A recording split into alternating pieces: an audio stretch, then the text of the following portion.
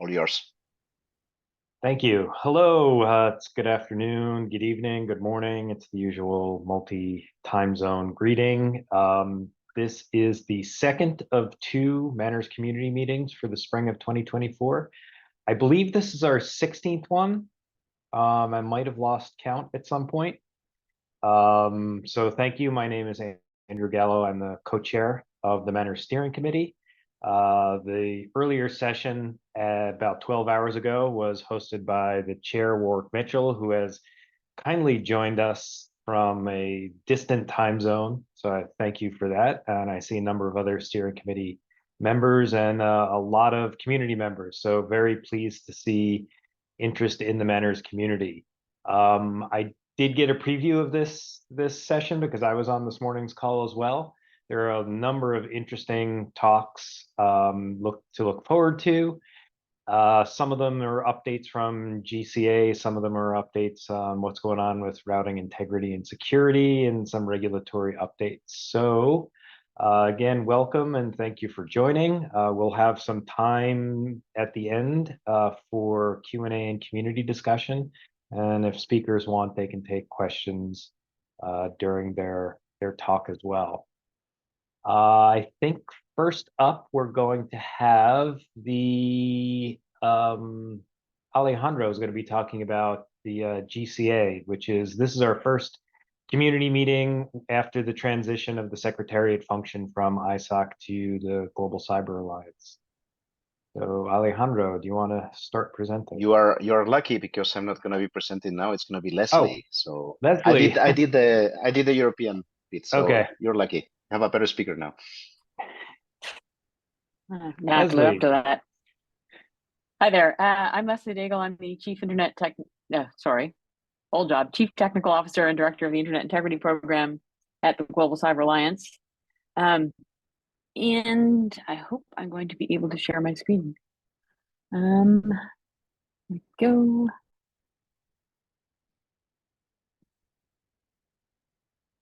This one.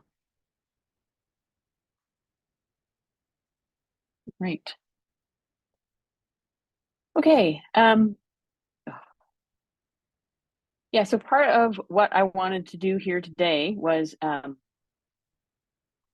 give people the opportunity to meet the Global Cyber Alliance, learn a little bit more about us as we've taken over the role of the secretariat of the MANRS activity since the beginning of the year. So what I'd like to describe here is a little bit of how we see the MANRS work, and also where we see, letting you see some of our other activities into which the MANRS activity fits, we hope rather nicely. So our mission, Global Cyber Alliance, is a not-for-profit organization. We are organized in the US, in Brussels, and also in the UK. We have a Singapore office, a Singapore incorporation. And our mission is to enable a secure and trustworthy internet. You can tell that I did not put this presentation together because it is a picture of a beaver and not a cat, but beavers are cute too. Okay, so the Global Cyber Alliance is organized into three major programs of activity. There's the Internet Integrity Program that I'm the director of. There's the Capacity and Resilience Program that features our cybersecurity toolkits and is focused really on individuals and small businesses, where the Internet Integrity Program works with internet infrastructure operators to find solutions at the systemic or infrastructure level to address cybersecurity challenges. We're also working on a number of collaborative cybersecurity activities, including the nonprofit cyber activity, cyber civil defense, and the Common Good Cyber Initiative, because we really believe that you get to solving problems at scale through collaboration. But focusing on my program for a bit, Internet Integrity, where we are currently focused on names, numbers, and as of the beginning of this year, also routes, or routes, depending on where you are in the world. So the general theory of our general theory of how to secure the internet is to focus on the fact that I'm sure everybody here understands that the internet does not fit in a box. You can't actually put it in a single jurisdiction. You can't put it in a single technology. If you find a box and put it in, unlike a cat, it will immediately escape. The internet as we see it, is built on collaboration and interdependence. And that's why we attempt in all of our activities to focus on fostering collaboration and solving problems together. And to solve cybersecurity problems, we recognize there's sort of a two-step process. The first step, you have to identify and agree on what cybersecurity problem exists, and then work on identifying the feasible and tractable actions that can be taken by industry to address the problem, and then work on fostering the broadest possible industry uptake of those actions.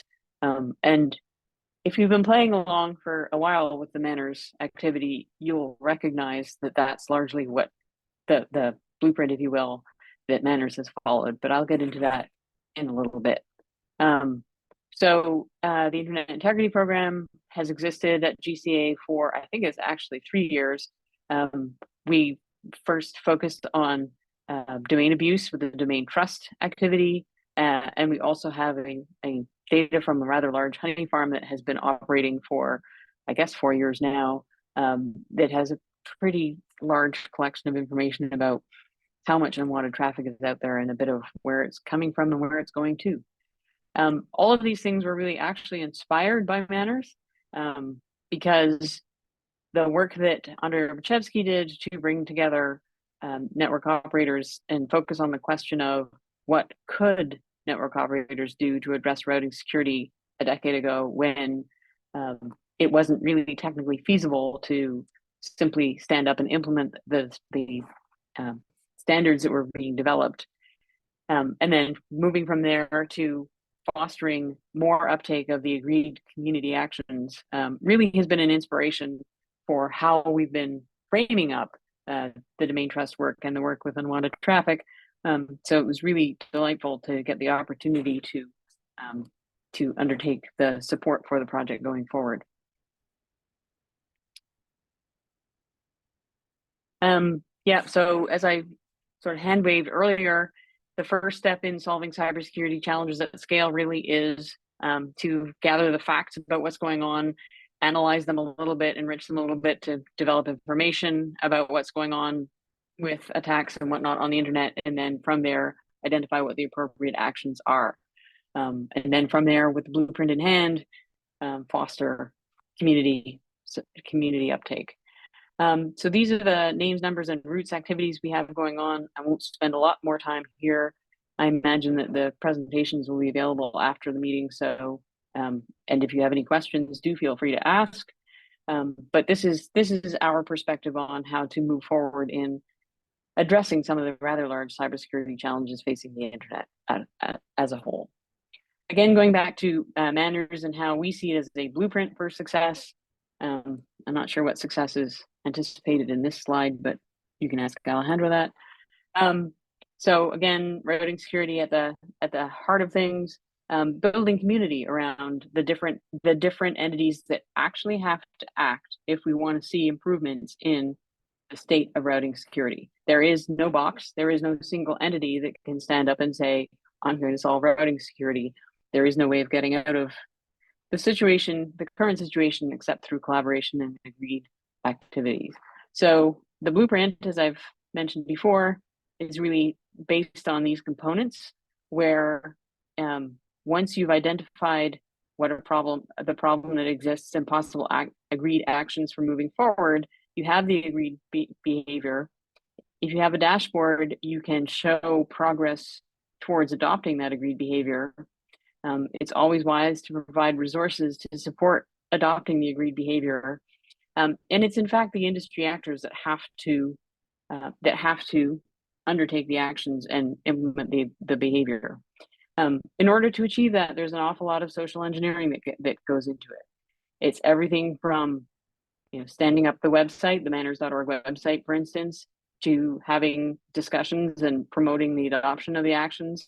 And also, I think some of the discussion around the various regulatory actions that are going on in the world today also play into the question of social engineering, because regulation has a habit of focusing attention of people who need to move.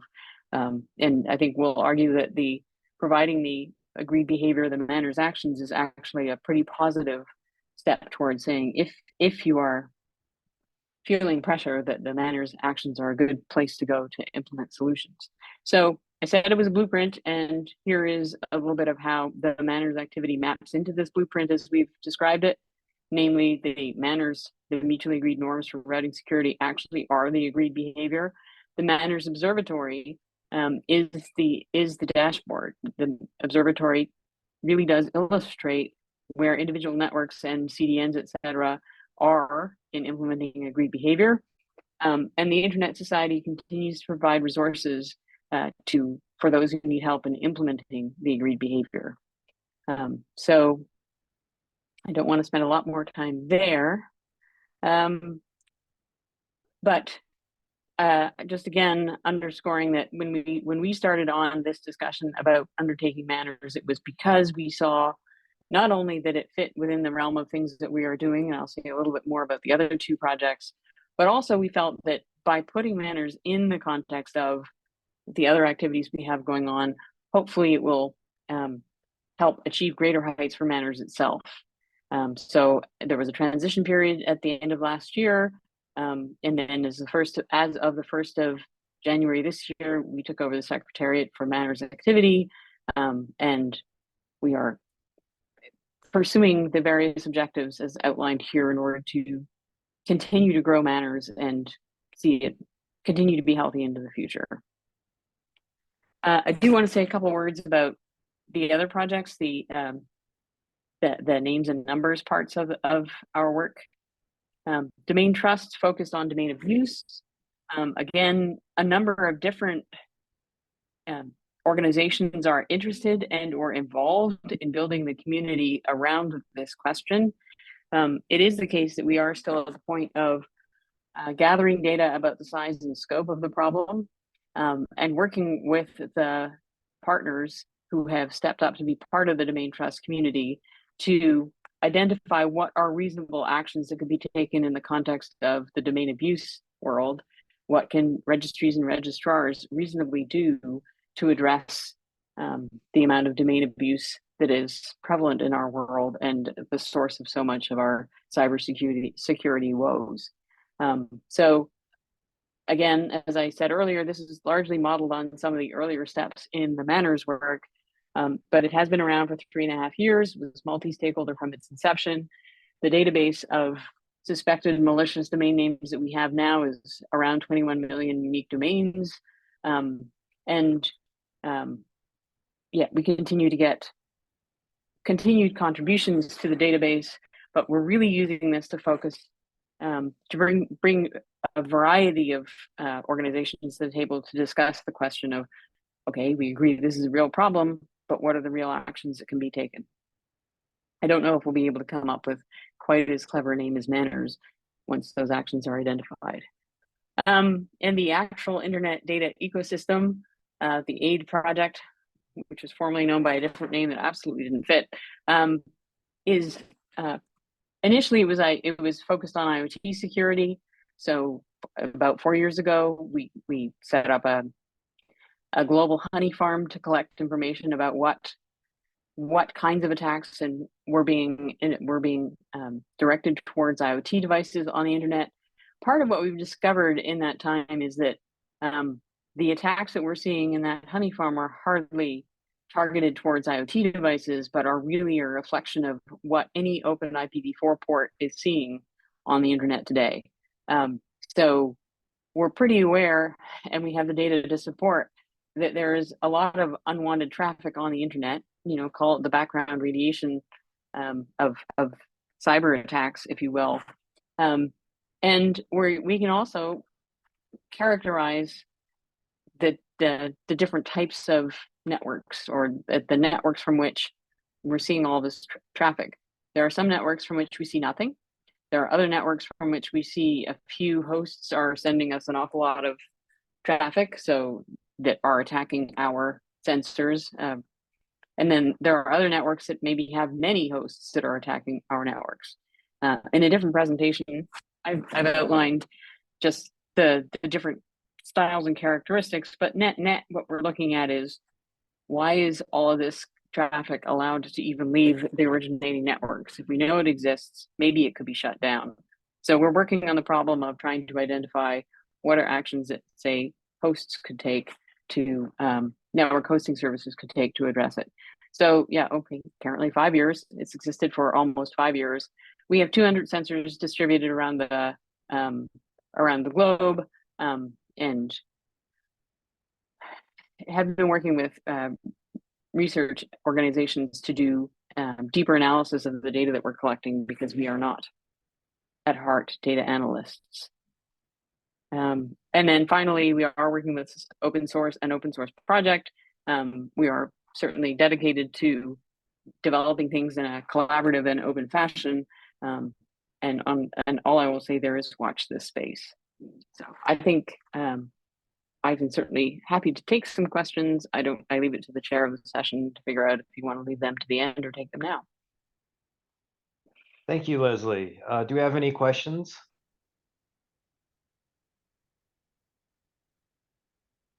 If not, you feel free to unmute yourself or put a message in the chat. I'll be monitoring the chat throughout the session today, so I'll share anything if I see anything there.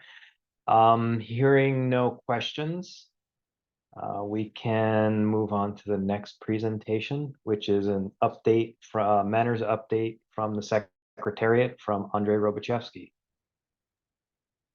Hi, everyone. Let me share the slides. While I'm sharing the slides, let me introduce myself. I'm Andrei Robichevsky. I'm a technical director in the integrity program of Global Cyber Alliance, and working in the MANRS team, contributing to this project. And this is the first update from the secretariat, not only this year, but from the new secretariat. So it's a milestone.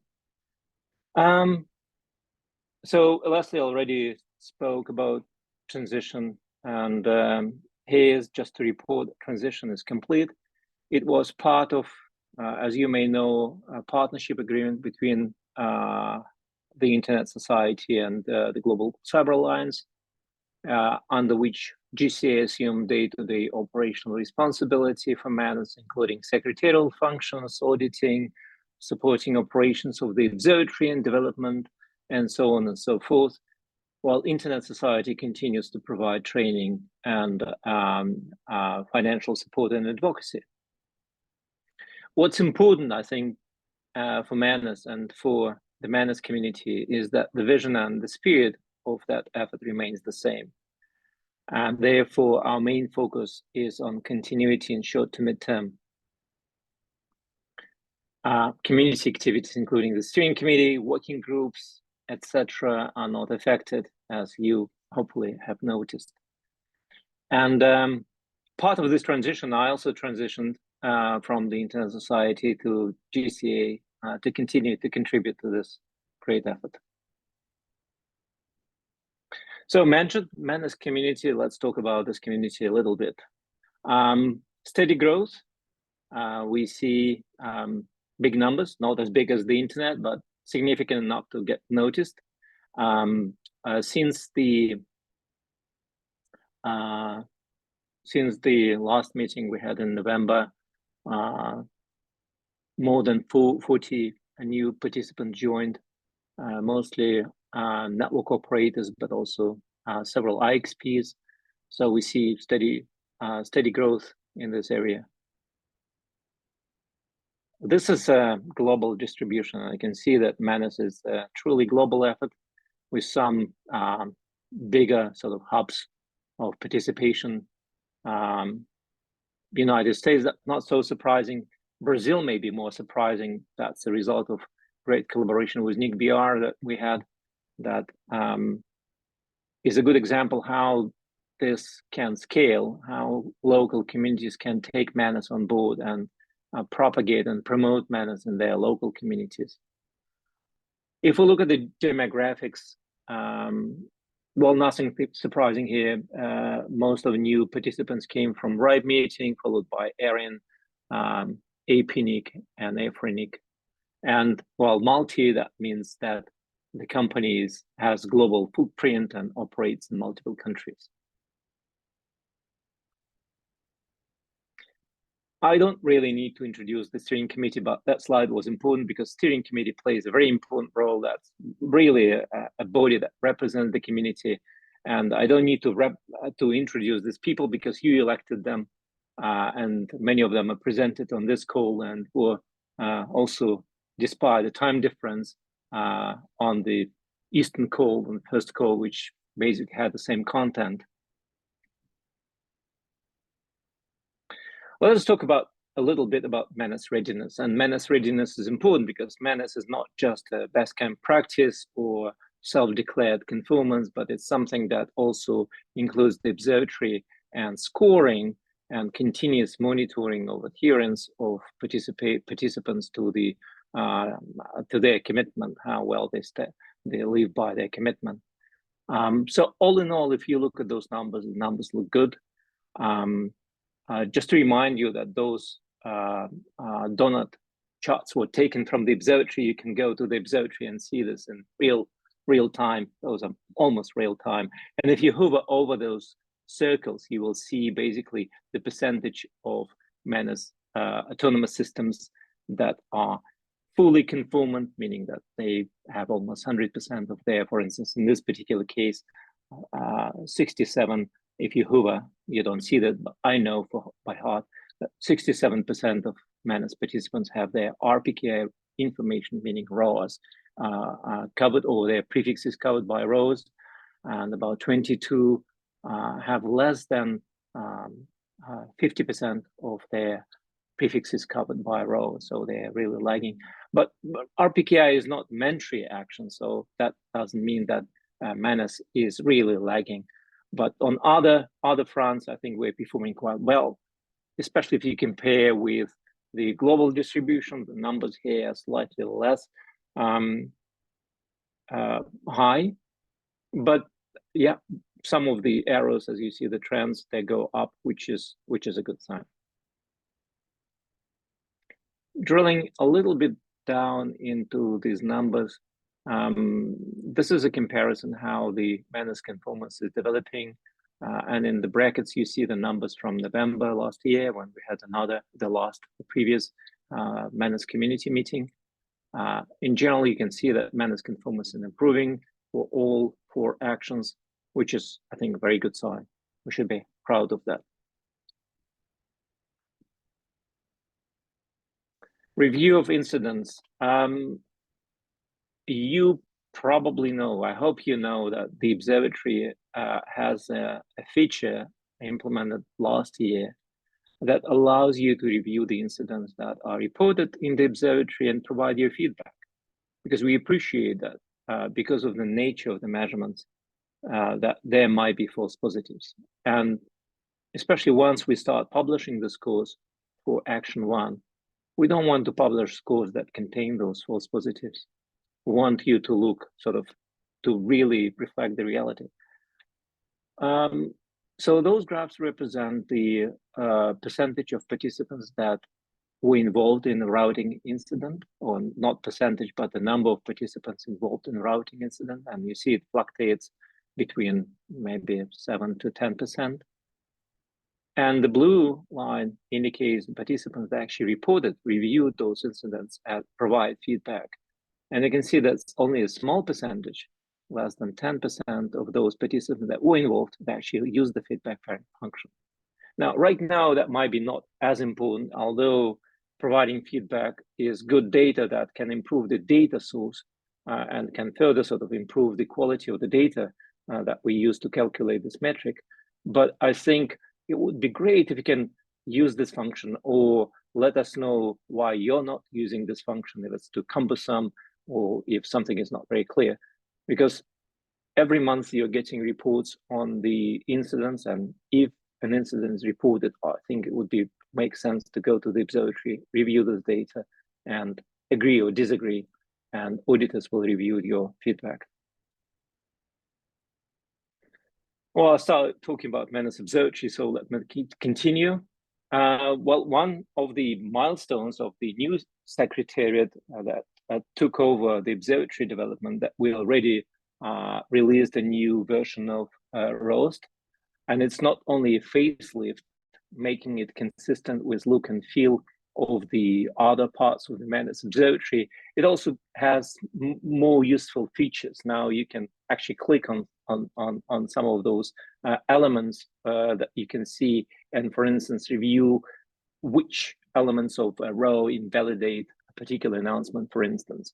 And you can sort of search through various statistics for country, for a particular network, for a group of networks. So we hope you can enjoy this new tool, and it will be useful for your operations as well. We also improving, extending the API. You can find documentation about the API on docs.manrs.org. The access permissions that apply to the observatory, they apply here in the API. For instance, general public can access individual network data, but they can see the data by country, by region, or globally, while participants, they have access to the data, obviously. You need to register for an API key, so you need to submit a request, which is sort of a way of automated, and participants can do this through their profile page in the portal in the MANRS Observatory. We're still keeping the legacy endpoints because they're used by, for instance, IXP Manager and IXPDB, but we plan to work with the partners to transition this to the new API endpoints. Again, please use the API if you see it useful, because you can integrate some of those things in your business process, for instance, and we welcome your feedback. Engagement and outreach. Communication with community, very important. MANRS newsletter, MANRS blog posts, invited guests. Again, your feedback is important. What you find, is it useful? Do you prefer other channels of communication? Let us know.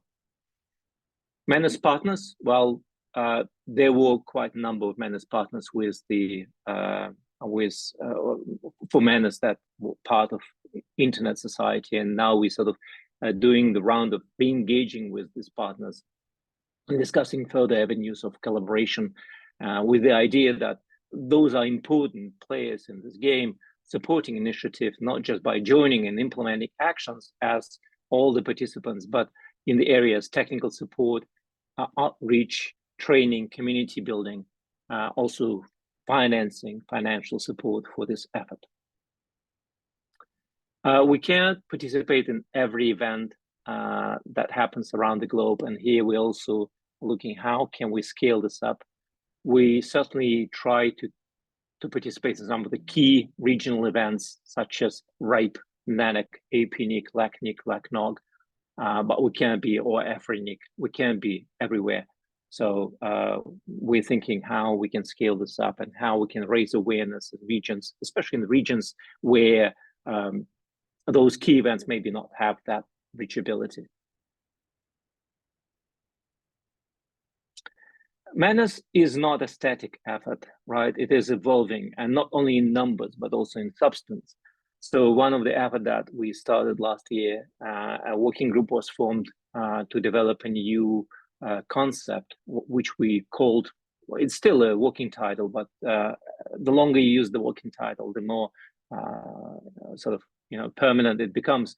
So MANRS Plus, and the idea is to focus on business relationship between enterprise customers and their connectivity providers. Enterprise customer is mentioned here sort of in broad term, for instance, universities or other institutions are part of that. But the idea is that to demonstrate with high level of assurance or guarantee with some high level of assurance, robustness and security of path of an enterprise to their digital assets or to their business partners. And the thing is, while the internet is big, and of course securing the internet, one or two providers cannot make it happen, the internet for enterprises is quite small. So we did some research, and for many of the industries, reachability to their digital assets that they store externally or their business partners involves at max 2 hops to providers. So with careful selection of those providers, ensuring that these providers adhere to high standards of routing security, you can actually achieve some level of guarantee and robustness for your traffic flows. Now, the MANRS Plus is really two components: is the stronger and more detailed requirements, and also higher level of assurance, which calls for additional measurements, maybe additional metrics, but also additional auditing steps. While it's shaping up, I think it might also provide important insights into the base MANRS on how base MANRS can mature and improve as well. So this is work in progress, but well, this is one of the things that I wanted to show you up because in MANRS, because of the scale and because of the requirement to require as little collaboration from the participants as possible, but also to require to be able to assess MANRS readiness even for non-participating and non-collaborating networks, we have chosen for passive measurements, but of course they have some drawbacks, the caveats. You cannot measure everything. So we're exploring opportunities to extend the measurement framework by introducing more active measurements, and assuming that in MANRS Plus, because it will deliver higher value proposition to participating networks, we can expect in return higher level of collaboration. So those active measurements might work in that environment. Current status: at the end of last year, we released a first draft of what we call control metrics. When I say we, I mean the members of the working group. You can find this if you go to the web space of the working group. Please review again. Your feedback is appreciated. For this year, we identified 3 working areas, more detailed auditing requirements, because they really sort of reflect on what connectivity provider is required to implement. I mentioned the measurement framework, so we certainly need to introduce new metrics. And I showed you some of the sort of sketches of the measurement infrastructure that we are developing in the working group. Meeting every month on Zoom. There is a mailing list, and if you're interested, drop us a mail. You don't need to be a MANRS participant, but you need to be passionate about routing security, of course. And let me finish this presentation with a slide that we show commonly at the end of MANRS presentations, sort of articulating the value of MANRS that it brings to its participants. And sort of the implied question here, you are already MANRS participants, right? So you don't need to be convinced to join MANRS, but is the value proposition proved to be what the promise was when you were joining MANRS? Does it still improve your routing security posture, or joining MANRS, making the actions, committing to those actions, making your network conformant with these actions, improved your posture and brought value to your network? Is meeting expectations of operator community in that respect is important, and does MANRS provide that value? And of course, do you feel that MANRS gives you some advantage in some of the business relationship and commercially? So with this, thank you very much. That's the end of my presentation. And if there are any questions, I'll be happy to answer them.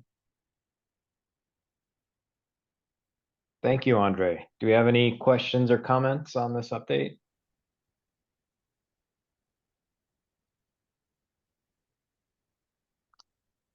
Anything in the chat? I don't see anything in the chat.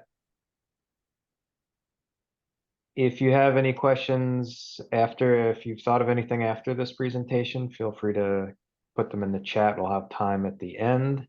And also, of course, we've got the mailing list. So once again, thank you, Andre.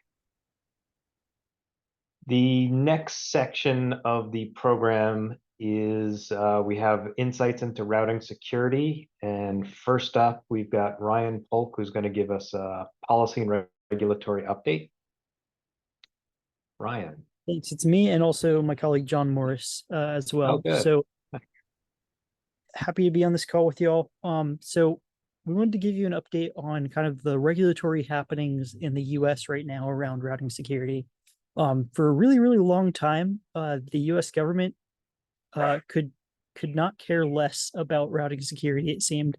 But now, in the last few years, for better or for worse, they're now different parts of the government in the US are seemingly caring a lot more about routing security than they ever had before. There's some good aspects to that, but then there's also some very concerning aspects to that, which we'll go over with you all. So the big news that's happening in the US is around the Federal Communications Commission, or the FCC. So the FCC passed a ruling that was primarily about reinstituting a net neutrality regime in the United States, but also implied that they had an intention to use these new powers to regulate BGP security, which put a lot of alarm bells off in our heads. So going a little more into that, the FCC on the 25th of April passed a net neutrality rule. And what this does is they applied a really powerful statutory authority called Title II to broadband and internet access service providers, something they call BIAS. Unfortunately, in part of this ruling was one paragraph buried in 400 pages of a ruling that referenced BGP security and noted that this new Title II authority would also enable the FCC to more directly regulate network security, at least for biased providers. It also suggested that they would be considering things like requiring service providers to deploy solutions to address BGP vulnerabilities. Sorry for my dog. And also setting cybersecurity requirements for BGP itself. And that raised a lot of concerns for us, which John will jump in with now about some of these concerns.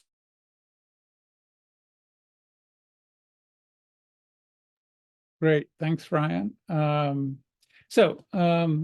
Ryan said, the FCC, announced its intentions to take steps to regulate routing security that raised significant alarm bells with across the Internet Society, and we certainly directly checked in with Leslie Daigle over at GCA, Phil Ridinger and Andre over at GCA.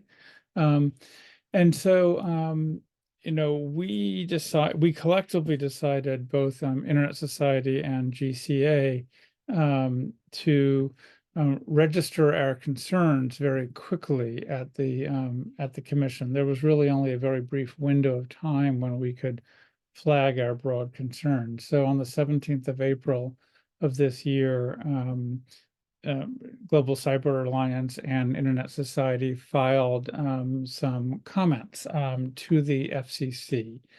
And we made a number of arguments. We argued just broadly, forcefully against kind of a top-down regulatory approach to routing security. And we argued that such an approach in the United States would very likely significantly slow adoption of strong routing security practices in the United States, because any networks that were on the fence about whether to, for example, adopt the practices that MANRS recommends, would hold off, would wait until the regulator had said, you must do A, B, and C.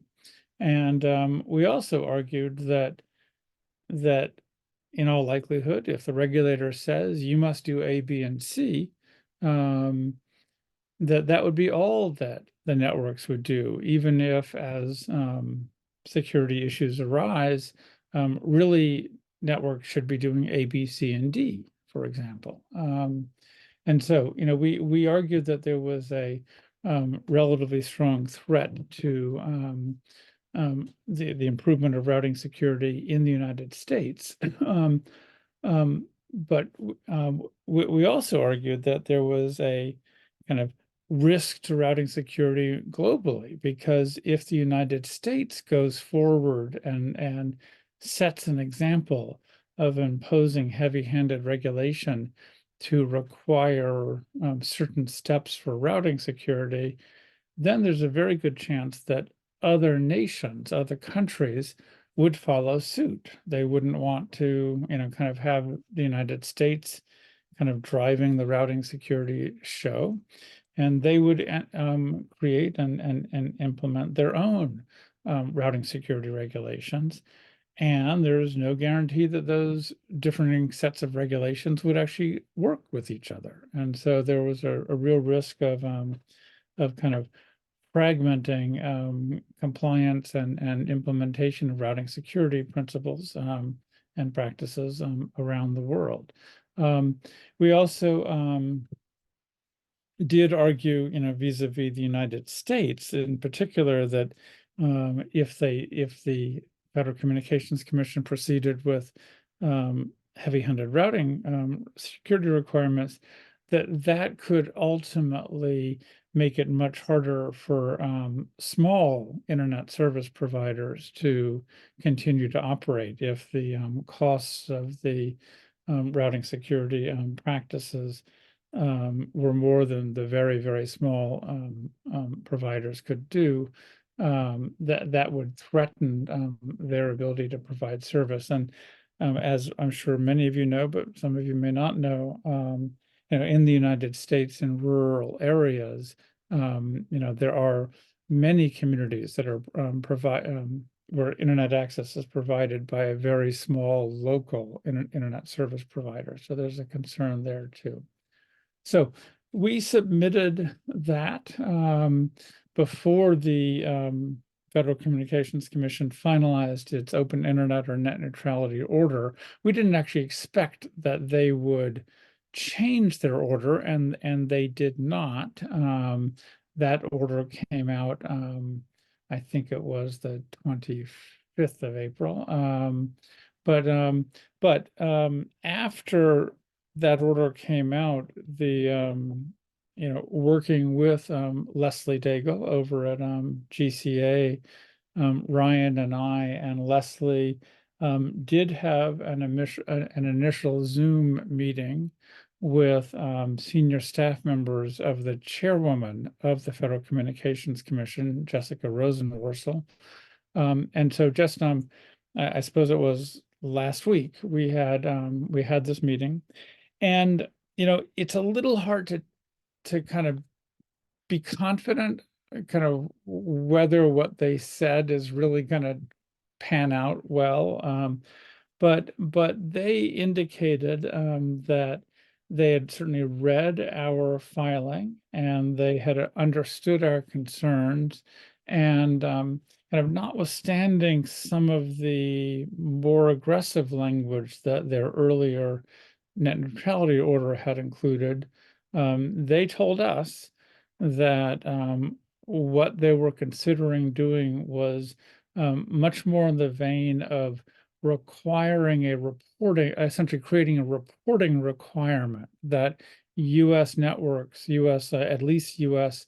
broadband internet service last mile access providers had to report to the FCC about, for example, on an annual basis, report what percentage of, for example, possibly, what percentage of their addresses had ROAs. In other words, how much were they in compliance with certain of the recommended principles.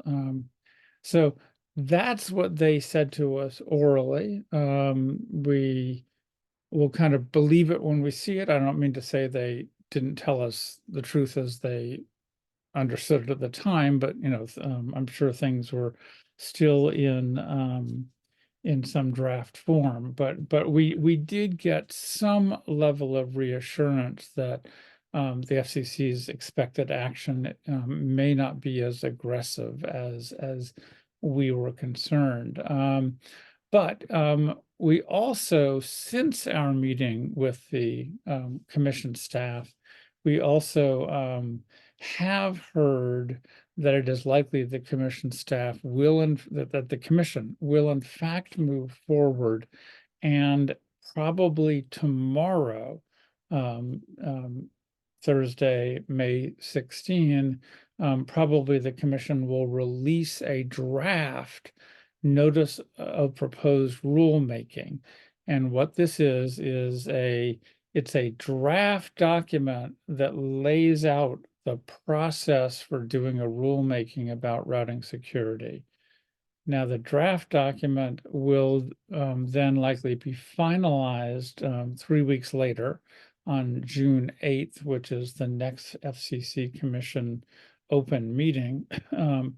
And assuming they do release a draft NPRM, Notice of Proposed Rulemaking, tomorrow, and assuming they adopt the NPRM in final form on Thursday, then that will kick off a 60 to 90 day process or period when any stakeholders, industry or civil society or anyone else can submit comments to the commission, criticizing or suggesting amendments to or praising whatever their specific proposals are. So that's kind of the status that we expect there'll be an NPRM release tomorrow, and we can certainly coordinate with Andre and Leslie to make sure, or with Andrew Gallo, whoever we need to coordinate with to get a link to the NPRM if it comes out tomorrow, circulated to this group. Just to note that Tony actually just posted that it dropped, I guess, this afternoon. So we have something to go through this evening. Well, but if all of you would like to spend like the next couple of hours, we could just open this and group as a group read it. But maybe that's not the best use of time. But apparently, let's see. I mean, I'm just yes, they dropped it a day earlier than statutorily they would be required to. I don't know if it is a good thing or a bad thing, but I will observe that the bit that Tony is quoted in the chat seems to be consistent with what we were hearing last week. Well, that's good. That's excellent. So wow, breaking news. Clearly they knew we were briefing you right now and they wanted to screw up our presentation, but no, so this is potentially very good news.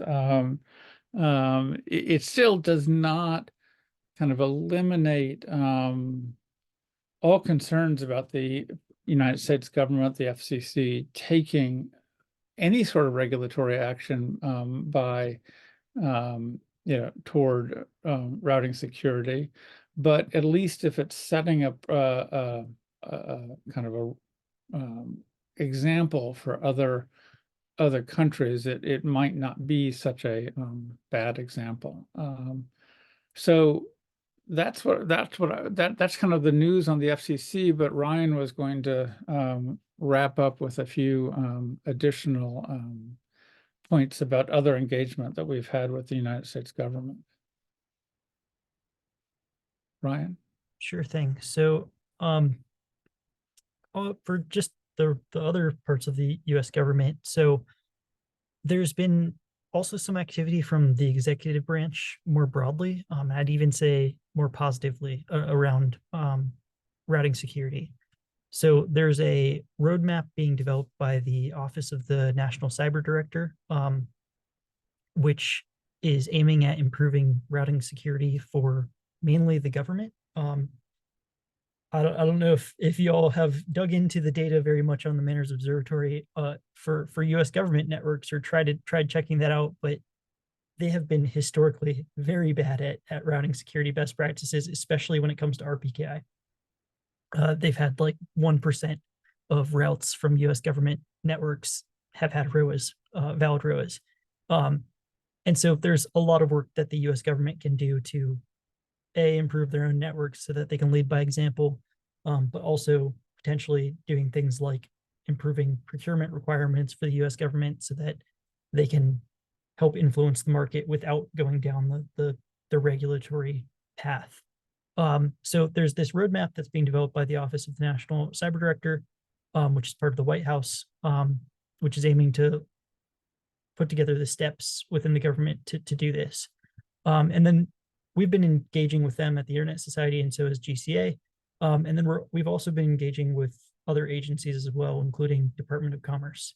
The big news from other parts of the government is that the Department of Commerce in the United States yesterday announced that they had signed ROAs, or signed they had gone ahead and set up ROAs for a whole bunch of their routes, along with several other parts of the networks for several other parts of the U.S. Department of Commerce, which is a really big deal for a number of reasons. The first is that this shows that the U.S. government is caring enough about routing security to actually do this, which I think has been a problem in the past, but also that it means that they've most likely tackled some challenges, some very big logistical challenges that for the U.S. government they've had for implementing RPKI. The biggest one of those has been being able to sign contracts with ARIN for their legacy address space. There's like literally been some legal blocks for them to be able to do that based on the original contracts that ARIN, the usual contracts that ARIN uses. So the fact that several agencies have now signed contracts and are setting up ROAs is a really, really good sign, and hopefully will lead to more agencies across the U.S. government implementing RPKI as well. What was very cool also is that the U.S. Department of Commerce highlighted MANRS specifically, and also in the draft roadmap from the Office of the National Cyber Director, they also cite MANRS as really important, as a really important kind of guiding force behind their work. So well done to you all for, the work in this, because it's helping lead at least some parts of the U.S. government down the right direction when it comes to thinking about routing security, and also showing that industry is taking action and is working to solve this problem. So that's been incredibly helpful in our conversations with the U.S. government, and I think they're realizing that they understand how important MANRS is in this space. So yeah, well done.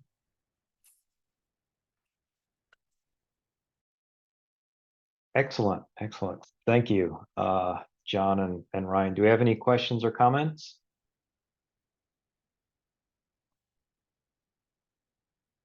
I've got one or two to maybe get a discussion started.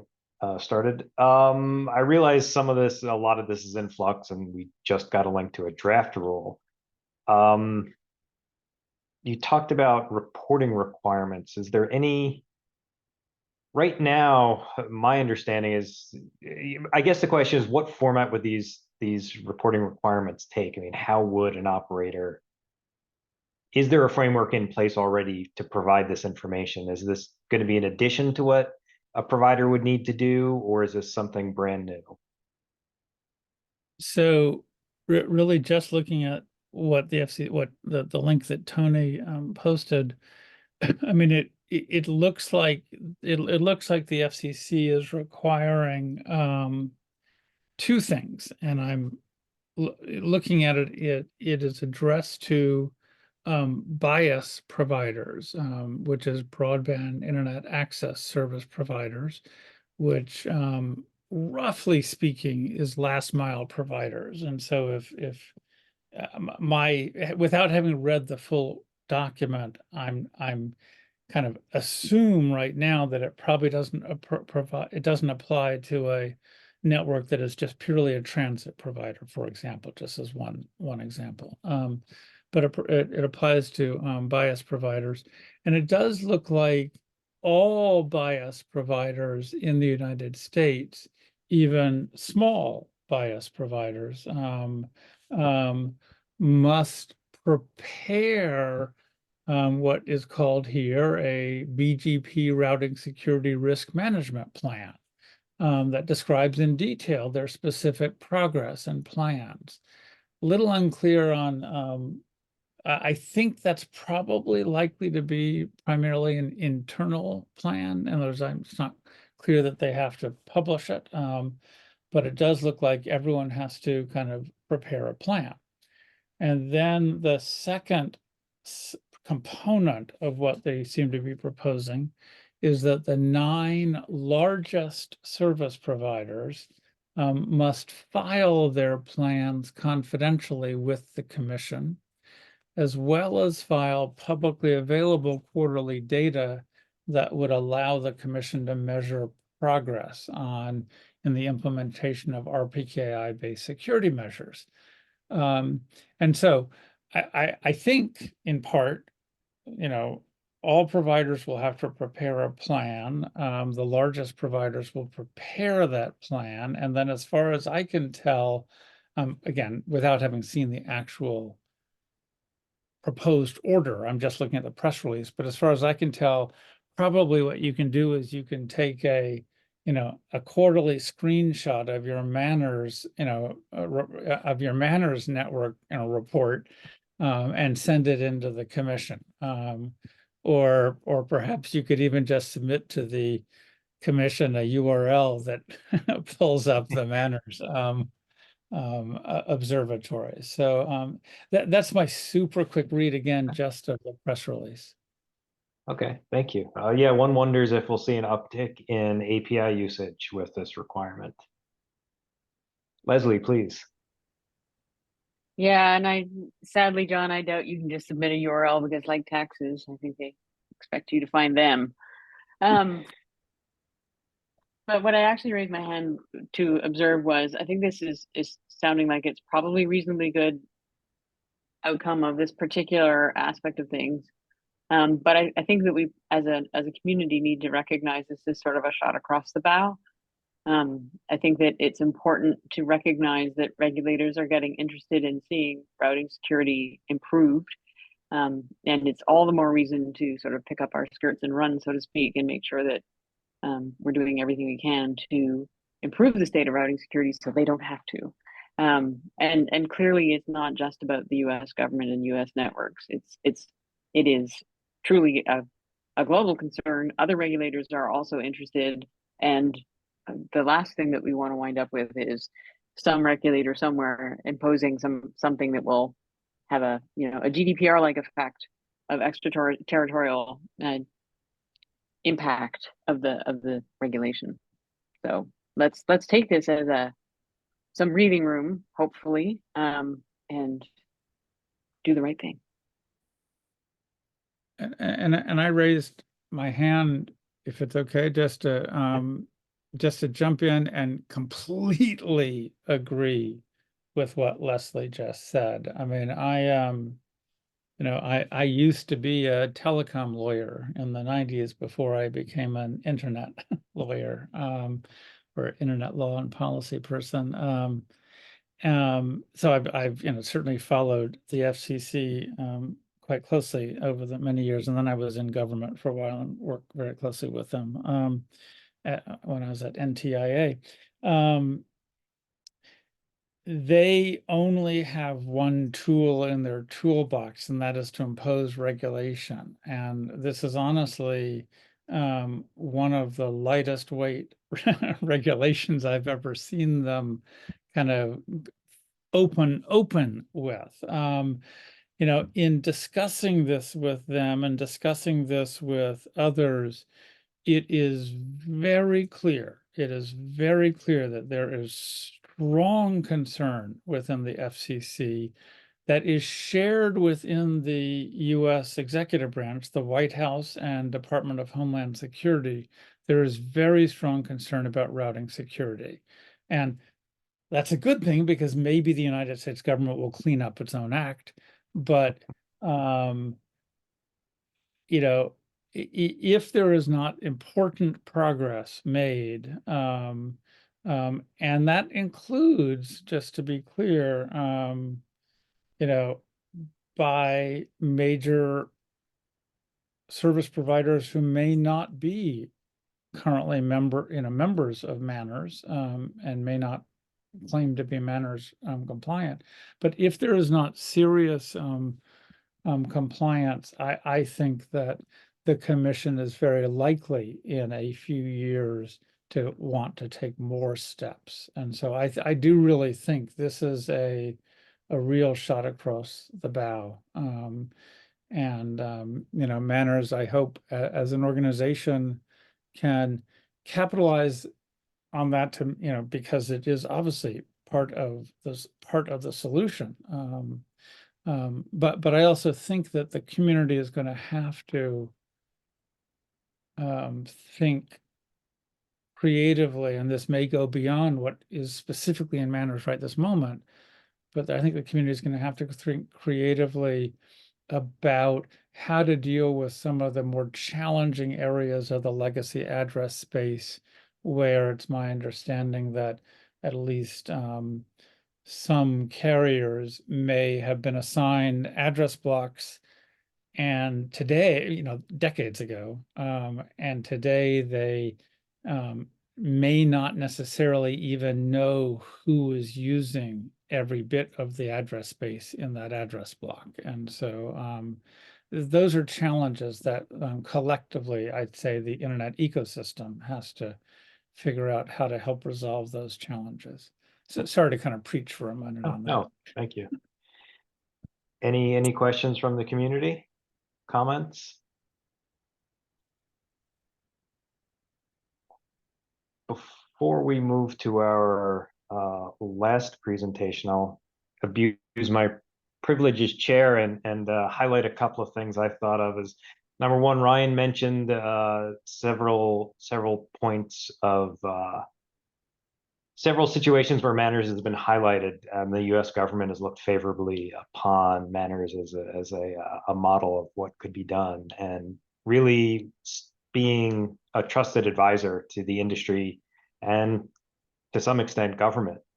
For those of you who haven't seen the NANOG 89 keynote given by John Curran of AARON, I would suggest looking that up on YouTube. I've watched it more than once and it really struck a chord with me.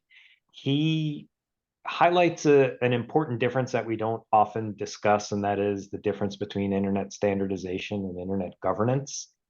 And some of what we've been talking about in the past hour came up in that discussion, and that is having MANRS be that industry trusted partner that others can look to say, here's how you do routing properly. So it was a very interesting talk, and again, I'd recommend it. Any additional questions or comments before we move on to the next topic? All right, so for our last session, we've got TJ presenting. TJ is an assistant professor at the Computer Science Department at Virginia Tech. His work focuses on internet security, privacy implications, and internet measurement. He received the NSF Career Award in Outstanding New Assistant Professor at the College of Engineering, Virginia Tech in 2024, and he was a mentor at MANRS Internet Society in 2023. TJ, are you ready? Yep. Thanks for the introduction. All right. I always struggle with Zoom. Hello, everyone. My name is TJ from Virginia Tech. So first of all, thank you so much for this opportunity to present my work. So let me start it. So the title is Tracking the Footprints of IPv4 for Routing Security Protocol. So I'm going to talk about two techniques that leverages IPID, which I'm going to talk about later, to identify these two things at scale. The first one is ASs protected by ROV. And this topic is a kind of shorter version of what I presented at last NANOG. And the other one is ASs that implemented reverse path filtering. So let's start the first one. So as we all know, RPKI is a framework designed to secure internet's routing structure, specifically for BGP. And it has been known that currently more than 50% of IP spaces are verifiable with RPKI. So there are two perspectives. So what RPKI provides in a very high level is it helps routers to verify the BGP announcements by looking at the cryptographically verifiable prefix to AES mapping database.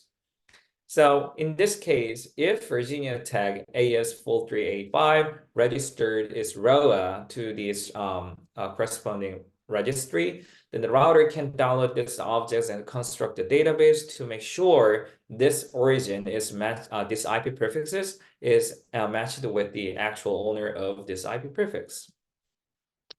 So there are two perspectives here. The first one is resource owners, IP prefix owners needs to create an assertion called ROA and upload it to the registry. And the router has to download these ROAs and verify BGP announcements against them. So there can be two questions here. We want to measure how many network operators out there use RPKI to claim their IP addresses by registering their ROA. And the other one is we also want to see how many network operators also use RPKI to filter invalid BGP announcements. Understanding the first question is relatively straightforward because, as I mentioned before, all the ROAs have to be registered their corresponding registries so that we can just download these objects and then analyze it. Then we can basically understand how many network operators have registered their ROAs. However, understanding the second question is not that straightforward because we simply have no access to the routers. So because of this challenge, there are some successful approaches to understand how many network operators use RPKI to validate BGP announcements. The first one is this URL, bgpsafeyet.com, managed by Cloudflare. So when you go there and click the test your ISP button, what it does is it requests two objects. The first one is mapped to the valid.rpk Cloudflare, which is the of which IP prefix is mapped to a correct ROA, and the other one is invalid ROA. And if your ISP can successfully download both objects, it means that your ISP is highly likely not doing any RPKI validation. However, if you can only access to the valid.rpki cloudflare.com object, it means your ISP or your provider ASs might be doing some RPKI validation. Or there is a spreadsheet managed by a bunch of network operators so that they can voluntarily specify their ROB policies in this spreadsheet. Or we can take a look at the official blog post or mailing list and so on to see how many network operators adopted ROV.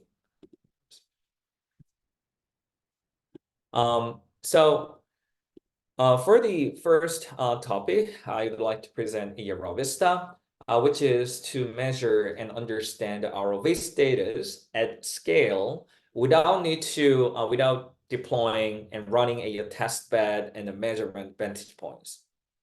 So our high-level idea is we found that there are many in the wild RPKI invalid prefixes due to misconfigurations or attacks, hijacking attempts. So we found that roughly 0.5% of RPKI covered BGP announcements are actually RPKI invalid. So our high-level idea is if we can measure whether an AS that we are interested in cannot reach only RPKI invalid prefixes, it could indicate that the AS could be doing some RPKI validation. So we are using IPID side channel technique. So please bear with me a couple of minutes. I would like to introduce the technical background of how we measure ROV status of ASs. So there are three preliminary lists. The first one is TCP. So as we all know, TCP is there are TCP three-way handshake. So sender can send a SYN packet, then the receiver has to send back with the SYN plus ACK packet. And then sender finally responds with the ACK packet, and then we complete the TCP handshake. And then if a receiver cannot receive any ACK packet for the corresponding SYN plus ACK packet, then it typically waits 3 seconds and it triggers retransmission timeout. And then receiver send another SYN plus ACK packet. Another interesting scenario is if a receiver sends a SYN plus ACK packet, even though sender never sent any SYN packet to the receiver, then sender might be complaining that, hey, I never initiate this conversation. Please reset this communication. The second one is IP-ID. IP-ID was first introduced by RFC 791. It was originally designed to assist packet fragmentation and reassembly by assigning a unique identifier for each packet. So if you look at the IPv4 header, you'll find out there are 16 bits are allocated for this identifier. Then you might be wondering how to assign this identifier. There are multiple ways to assign this IP-ID, but the really old one was called global counter. It simply increments this IP-ID value by 1 unit whenever it sends a new packet, regardless of the destination IP address. So it simply increments the unit by 1 whenever it sends a packet. So using this two, we want to understand, if we can measure the connectivity between these two remote end hosts. So we don't need, we don't want to deploy any vantage points or test bed, but from the observer's perspective, we just want to know if A can receive a packet sent from B. So we are using IP-ID side channel. So I'd like to talk about some basic idea of how it works. So we want to measure, we pick one node, which is called reflector that uses global IP-ID counter. So our measurement client keeps sending a SYN packet and so that we can receive a SYN ACK packet. And from this SYN ACK packet, we can record this IP-ID value. So let's say it is 1. And after that, we send a spoofed SYN packet to a target to make the target to respond with the SYN plus ACK packet to the reflector. And then, because from the reflector's perspective, it never initiates the communication. So it complains that by sending a reset packet, hey, I never initiate the conversation. So reflector actually sent the reset packet. So if we measure this IP-ID value again by sending SYN packet from our measurement client, we can tell that, oh, this IP-ID value just incremented by 2. And from that, we can guess a reflector successfully received a packet from the target, and then reflector also sent a reset packet. So there could be 3 cases that we can measure. The first one is if there is no filtering between the reflector and the target, then the reflector can receive the SYN ACK packet and also send a reset packet. If there is an inbound filtering, which means for some reason, the packet sent from the target never reached to the reflector. The other case is called outbound filtering. The reflector received the packet from the target, but for some reason, reflector sent a reset packet, but it never reached to the target. So by observing this SYN IP-ID values, we can actually distinguish these 3 different cases. So now, if we are sending 10 spoofed SYN packet, then in case of no filtering case, the target will send 10 SYN ACK packet, and the reflector will also reply back to the target with the 10 reset packet. So if we measure the IP-ID values constantly, then we will see there is a spike of this IP-ID growth rate. In case of inbound filtering, because reflector never received the CNAC packet, so it will not send any reset packet to the target. So because the reflector never sent any packet, so if we measure these IP-ID values, it will be just constant. In case of outbound filtering, the reflector just sent 10 reset packet, which looks, this scenario from the graph pattern, it looks really similar to the no filtering case. But what happens here in outbound filtering cases, because the reflector's reset packet never reached to the target will wait 3 seconds typically, and then it will send another 10 CNAC packet to the reflector, make the reflector send another 10 reset packet. So if we measure this IP-ID growth rate, we'll see 2 spikes in our graph. So here, how can you use this scenario to detect ROV? So let's apply this IP-ID channel side channel technique to detecting ROV policy. So when we choose a target, we find a host of which IP address is announced through RPKI invalid prefix, and we define them as target. And then we measure if a reflector cannot send the packets to the target, it may indicate that these RPKI invalid prefixes are being filtered due to ROV.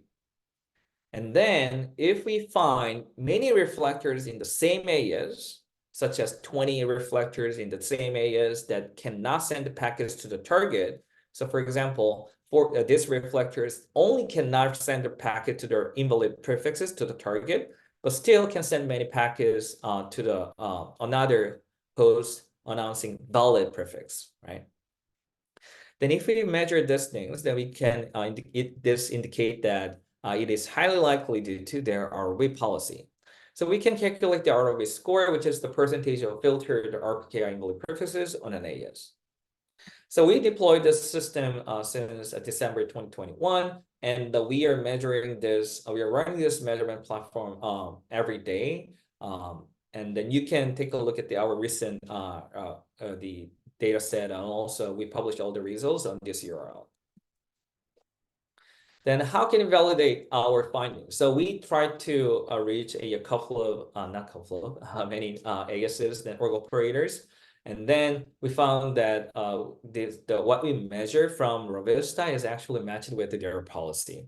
So for example, the left table shows the list of ASs doing ROV. We found 3 inconsistencies, and the one actually found that they enabled ROV in 2018, but they retracted ROV because of some Juniper router issues in 2018. So from what we measured, the Rovista score is 0, which means they are not doing ROV. But they, based on their, when you take a look at their official blog post, it says that we deployed ROV. So this is the reason why there is inconsistencies. So this is the current status quo. The y-axis is the percentage of ASs, protected ASs due to ROV. So red, the green bar is the ASs with 100% ROV ratio, and the orange bar, it means the ASs with the higher than 0% ROV ratio. So which means for some, they get some benefits of this ROV. So it is really promising. So the percentage of ASs with 100% ROV score is increasing over time. So based on our most recent snapshot yesterday, it is 20%. However, one thing I would like to highlight is the ASs with 100% ROV scores do not necessarily indicate they deployed ROV. Because, for example, if a customer has only one provider and their provider deployed ROV, then because of this collateral benefit, the customer ASs automatically cannot reach to these RPKI invalid prefixes. And also the percentage of ASs with higher than 0% ROV scores are also increasing. It is 79%. We can do some case study with Rovista. For example, how quickly Rovista detect ROV impact. During our measurement period, we found two ASs, Orange and KPN, officially announced their ROV deployment on their blog post. And our Rovista platform was able to detect their deployment by observing their ROV score jumped up to the 100% from 0%. For example, Orange announced their ROV deployment on June 27, and Rovista detects the spike on June 6 in 2022. So we guess that they tested and deployed the ROV on June 6th, and then they officially announced it after 3 weeks. Similarly, KPN announced on March 16th, but Rovista detected the spike and their ROV deployment on 2 days before this official announcement. And also, there can be, as I mentioned earlier, there can be some collateral benefits of ROV. So if one large AS deployed ROV, then their customer ASs can also get some benefit of this ROV. So for example, after KPN deployed ROV, we found that many ASs, their ROV scores also jumped to the 100%. However, there are some, their customers, their ROV scores still remain same or even 0%. Using some RIPE Atlas Pros, we found that they have many provider ASs. So these two ASs, for example, 3573, it has multiple providers. So after KPN deployed ROV, they can still reach to the invalid prefixes using a different provider. So in case of Orange, the scores of all their 20 customers we measure jump to 100% simultaneously. There are some limitations of our technique. So Rovista cannot measure ROV protection score of IXPs because it is infeasible for us to find the nodes in IXPs. And also, we rely on the host announcing RPKI invalid prefixes using the public BGP collectors. We are currently using RIPE arrays and route views, so it may have some limited coverages. The other one is this protection scores does not directly indicate the deployment. So 100% score does not necessarily mean that AS has deployed ROV. So this is a quick summary. So if you're interested in, please visit this website. We're releasing our results on a daily basis. We also deployed a API so that you can fetch the most recent data set. And if you're interested in more technical details, please take a look at our paper. And if you are network operators, please participate in this MANRS survey so that we can collect a more ground truth data set for your AS's ROV deployment status. So let me move on to the second topic, which is reverse path filtering. So reverse path filtering is a technique that prevents asymmetric routing where incoming and outgoing path must match. And also prevents the acceptance of the packet with spoofed source IP address by verifying the source IP address reachability. So for example, when a packet arrives at a router, the RPF process checks the source IP address of the packet. There are two modes. For example, in the strict mode, the router looks up the source IP address in the routing table and verifies that the best route to this source IP address actually matched with the interface the packet was received. If it is different, it simply drops the packet. In the loose mode, the router checks whether there is a valid route to the source IP address in the routing table, regardless of the interfaces. So if there is no route to that IP address, it drops the packet.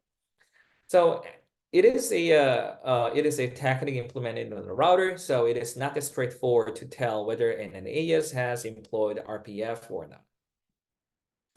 So we are using the same technique that I just showed before, but now we are interested in this inbound filtering case. So if a reflector cannot receive any packets, even though a target and the reflector are directly linked, such as provider and customer relationship, then it could indicate that the reflector's AS enabled RPF, because when the target, for example, customer ASs announce the RPK invalid prefixes, then reflector might be dropping it because they're doing ROV. So there is no route to the target. So if inbound filtering happens, we can tell that the reflector ASs might have deployed RPF. And also, if the reflector's AS shows consistent behavior all invalid targets, then it could indicate that it is highly likely due to RPF. However, it has also critical limitation, because observing an AS not performing inbound filtering does not necessarily mean they do not implement RPF, because RPF can be implemented per interface, and also RPF can be applied as the ruse mode, so there can be alternative paths. So this is our ongoing work. So using the same measurement platform, we found that 30 ASs that have deployed RPF. So if your AS is in this list, please email me so that we can construct a ground truth data set. So for these ASs, we observe uniform behavior across our reflectors in the ASs or targets. So we are we are confident these ASs are doing RPF.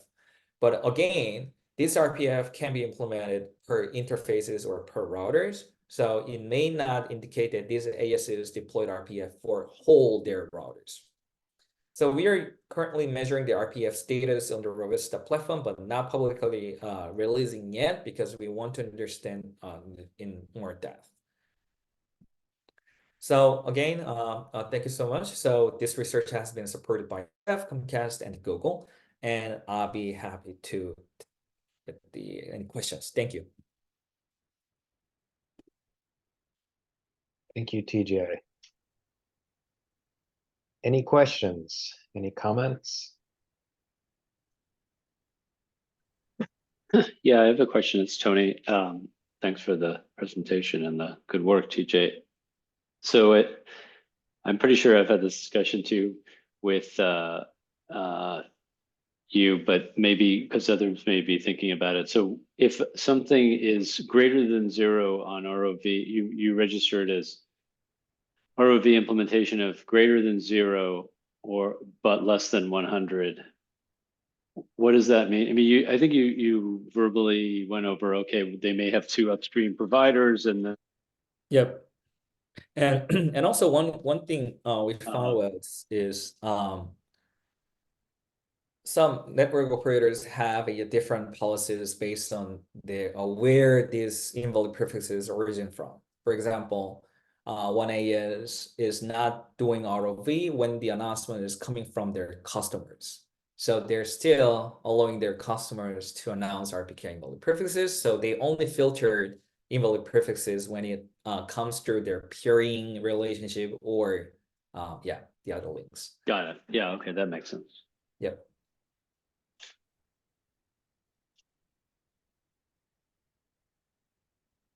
I have a question on the Rovista. Have you looked for or detected any differences between V4 and V6? That's a good question. So in case of IPv6, there is no IP-ID field. So theoretically, we cannot apply our IP-ID side channel technique to IPv6. So what we're currently doing is we became our own CAs. So we use our own IP prefixes, and then we construct our ROAS and return a different ROAS to a different network operators to see if they actually deployed ROV or not. So this is the ongoing experiment, and I hope that I can present this work maybe next year, MANRS workshop. Yeah. Okay. See, Jeff made a comment. He had a presentation this morning, talked a little bit about that. Jeff, do you mind sharing your thoughts on that? Were you going to have my presentation in this session or not? If not, I'll answer now. Otherwise, I can quickly go through my slides. Yeah, please. If you please. Okay, so let me, I've got screen sharing disabled at the moment on me. If you could. Alejandro, I don't know if I can make you the co-host. Let's see. Yeah, that should It's work. fixed. Fixed. I Thank you. just made him. So this is a similar piece of work, but There is uses a an hand raised. I entirely don't know if you different, want to. If there's something different that affects the mechanism. person. Sorry. Rich. Yeah, this is just a question for the previous presenter, DJ. I was just curious, what network you're on that's allowing you to generate spoof traffic, and did you have to get special permission to do that? Oh yeah. So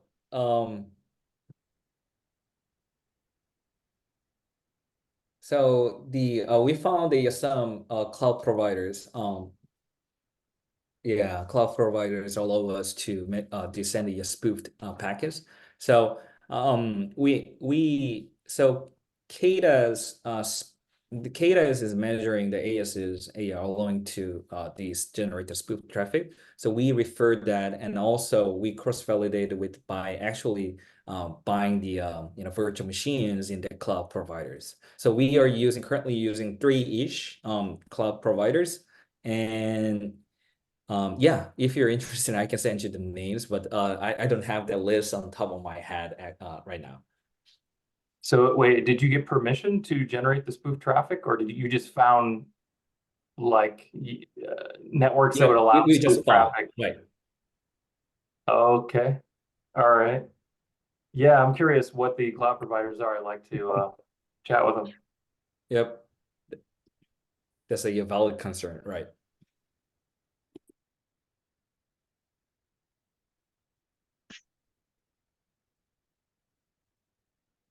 Jeff. Okay, so let me go through this very quickly. It's a similar kind of measurement, but done on an entirely different approach, and I think a much larger scale. So the first thing to do is to actually measure how many of the route objects that are advertised are actually have an associated route origination authorization record. Now, this is pretty conventional stuff.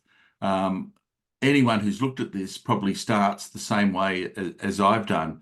You take all of the peers of route views and all of the peers of RIPES, Routing Information Service, RIPES RIS, and go backwards in time because they conveniently have dumps taken every few hours. And at the same time, take the archive of the RPKI published material. And this allows you to reach backwards and say, on this day, at this time, was this route that's been advertised and seen in the dump valid, or at least did it have an associated ROA? Whether the outcome of applying that ROA to that route object was it's invalid, drop it, or it's valid, keep it, doesn't matter. It's does it have one? Now, that's a larger collection of route objects than you'd find in a single BGP view. The sum of all those particular routes is much larger. It's a little over 1.1 million, and I think in 6,000, 1,007,000 routes. Right now in V4, around 48% of all of those routing objects have a ROA that can be validated. The ROA itself can be validated. Whether the route itself is valid or invalid is a different kind of question. But this is, are they covered by ROAs? Same thing in V6. And interestingly, in V6, while it's a much smaller collection of route objects, a little over 200,000 at the moment, over 50%, 52% of those V6 route objects have an associated RPKI ROA. Now, these are whole of internet numbers. They're averages. And averages always lie insofar as the detail is actually more important. And this is the detail, and it's surprising. Because if you look at the IPv4 world, the most intense areas of deployment of ROAs are actually in Europe, particularly in Germany and France, swinging through some of the Balkans, the Middle East, and across into Asia, India, Myanmar, Vietnam, Laos, and Indonesia. And some of the places where you might expect something different, for example, inside Australia with Telstra, or even Brazil, not so. But the rest of South America, more. So ROA deployment is not what you think. It actually is more heterogeneous. And there are certain communities, like Mongolia, that have taken it up enthusiastically, whereas others, Sweden, not so much. So the world in terms of ROA uptake, signing your advertisements, your route advertisements with a ROA, is not heterogeneous. And some places, including the United States, are certainly not at the forefront of universal deployment. And, you know, there's certainly incredible room for improvement. What about V6? Stats can be very, very annoying. And the issue is that Africa looks really good, weirdly. But the reason why is that there's almost no IPv6 deployment in Africa at all. So if you're only advertising 1 or 2 V6 route objects and they're signed, then that's 100%. And so Africa is kind of colored green, that there's an awful lot of high proportion of routes from that country's ISPs that are covered by ROAs, predominantly because the only folk doing V6 are probably more technically at the forefront here and more capable and have done so in V6, the same as V4, but it's because there's so few V6 routes in that area that they come up green. So they're, again, same kind of pattern though. Europe, Middle East, elements of Asia, oddly enough, not India. And India is one of the few places where the V6 deployment itself is almost universal. It's the largest population of V6 users on the planet, but in terms of ROAs, not so. So ROAs are kind of good and not so good. The deployment is extensive across Europe, the Middle East, Asia, and South America, not so much across other areas, including North America. There's still around 500,000 route objects covered with a ROA, and you'd think that's a fair deal of work for every single relying party to gather on a continual basis, every minute or so, a local cached copy of the current state of publication. Now, with about 80,000 separate autonomous systems out there, separate networks, if all of them were running their own publication points, this system would have melted years ago. And the only reason why it hasn't is actually because the publication of ROAs is highly centralized, that the RIRs operate a service without incremental cost, might I add, but because it's a free service and easy to use, everyone uses it. And so oddly enough, those 500,000 RPKI objects are predominantly found in just 5 publication points. And that centrality of publication, while it has its downsides around vulnerability, because there are so few of them, has its upside in incredibly high performance and high resilience. And so it's a compromise as ever. But in this case, so far, the track record appears to be relatively robust in that space. So ROAs are kind of working, but not everywhere, not all at once. And still, half of the network is not covered. The next thing is about how people using this to discard routes that are invalid. Now, I use an entirely different mechanism, and let me jump to that. I use Cloudflare, and Cloudflare conveniently have some V4 and V6 prefixes that are invalid in terms of RPKI. The beauty about Cloudflare is that it has a little over, I think, 1,500 to 2,000 points of presence, and the average AS path length for anyone to get to Cloudflare is around 1.3, 1.4 ASs. What this means is that the effects of transit networks of a user trying to get to a Cloudflare advertised prefix, there are very few transits in the way. Most of the time, most networks see a Cloudflare prefix at a local exchange point, and it minimizes that transit problem. If your transit's doing route dropping and you're behind it, it looks as if you are. And what we wanted to do was to minimize that clouding effect. The other thing is a selection of endpoints. We don't use curated endpoints. We use Google Ads. And Google Ads is, in this case, brilliant.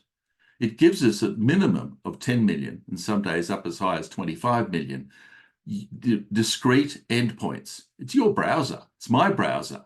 It's everyone who sees an ad, and everyone sees ads.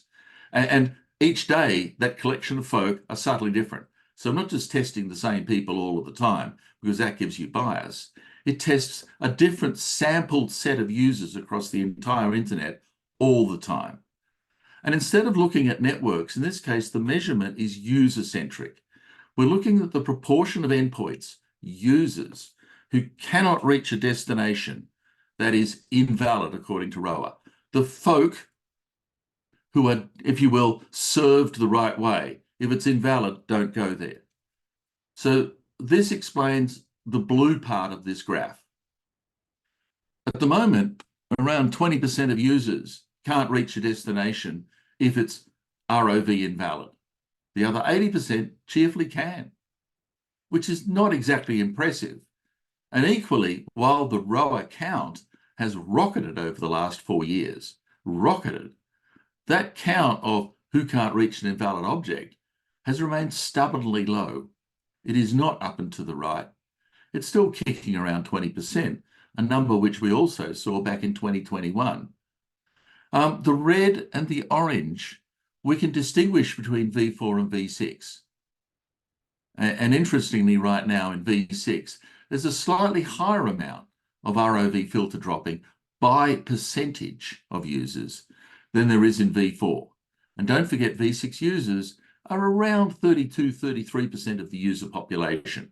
So it's a smaller set than V4, but a subtly higher, 24%, level of sitting behind networks that do perform ROV dropping. Where? Different picture. Entirely different. That's the ROA picture. This is the ROV dropping picture. And what you see is some sort of anomalies. America doesn't publish the same proportion of ROAs per route object. But oddly enough, American networks have, in terms of users served, do a better job.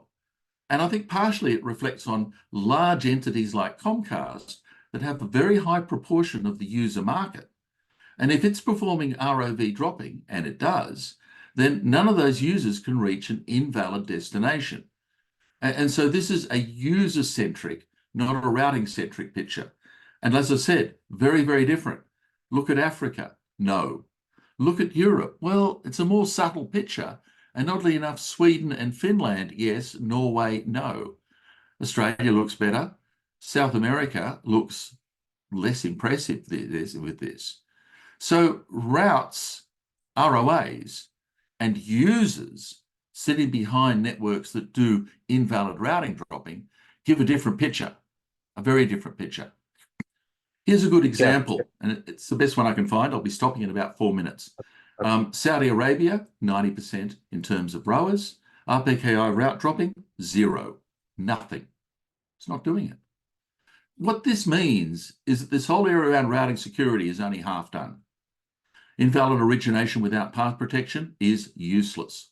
Useless. A determined attacker can get right past it. BGPsec has been out for some years. It's never going to happen. It's not gathered momentum, and it's never likely to do so. It's too complex, too expensive. ASPA gives a weaker form of protection. It's been sitting in the IETF for 7 years. It looks like it's going to sit there forever. I don't know what unjams that, but nothing is unjamming it at the moment. So is all of this helping? I'm not sure. I'm like, preventative technology is all about the absence of behavior, and it's very, very hard to measure the absence of behavior. And if we take a fully distributed system such as interdomain routing and think we can secure it, that's an incredibly complex objective. And trying to prevent all forms of aberrant behavior is kind of a high ask. Now, we can make it harder to abuse, and the RPKI ROV framework certainly is our best effort in making it more difficult to abuse, but it's not a panacea. Routing vulnerabilities still exist in many ways and many forms, And while ROV and RPKI do make it harder to do that, it doesn't eliminate that problem. So that's a different kind of perspective here on this. And it points to a more heterogeneous world where some areas and some networking communities have done work, while others, there's still a massive amount of work to do. And that was the end of the pack there. Thank you. Thank you, Jeff. We've got a question from John Christoph. Hey, Jeff, thanks for that. I'm sure you've probably been asked this 100 times and have had a good answer 100 times, but I missed every one.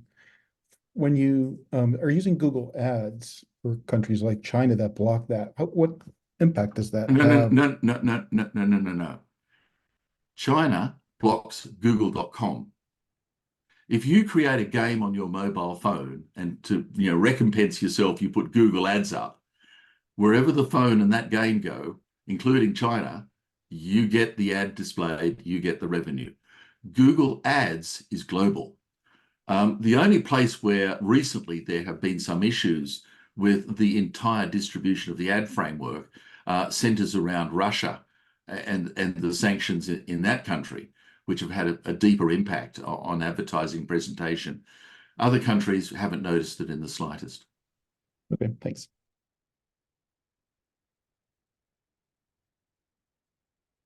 Any additional questions or comments on Jeff's presentation or TJ's?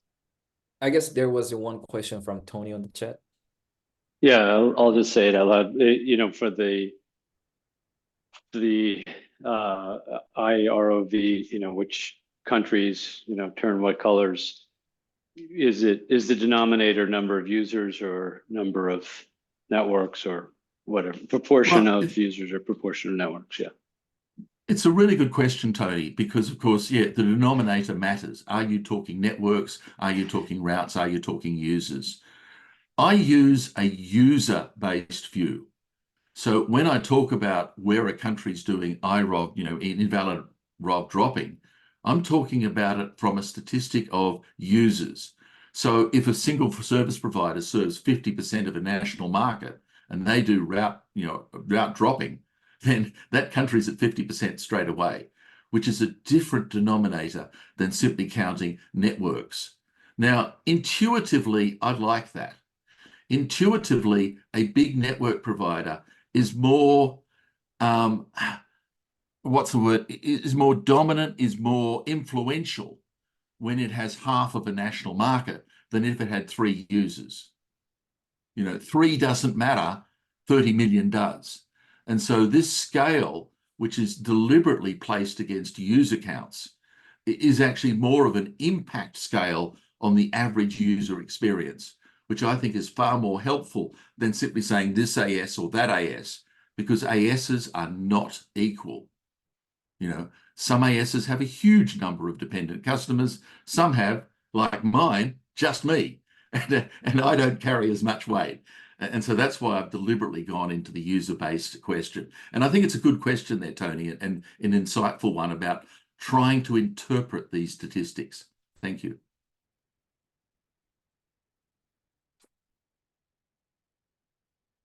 We've got about 10 minutes left. Any questions or comments from any of the presentations? Anything you want to share with the community?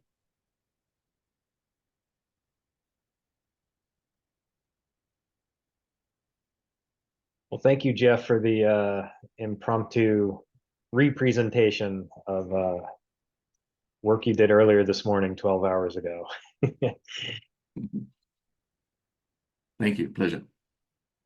Not hearing any additional questions, comments. I guess we can wrap up this second MANRS community members meeting of May, the spring meeting of 2024.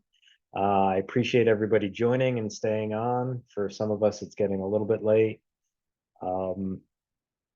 If you have any questions or comments, please reach out on the mailing list. Keep the community going. And we look forward to seeing you at some of the events that were mentioned before. I think Krakow and Kansas City for RIPE and NANOG. And then further on in the year, we'll have an election for the steering committee and another community meeting. So thank you and have a good evening. Thanks. There. Thank you, everybody. Thank Thanks a you. lot. Bye-bye. Thanks.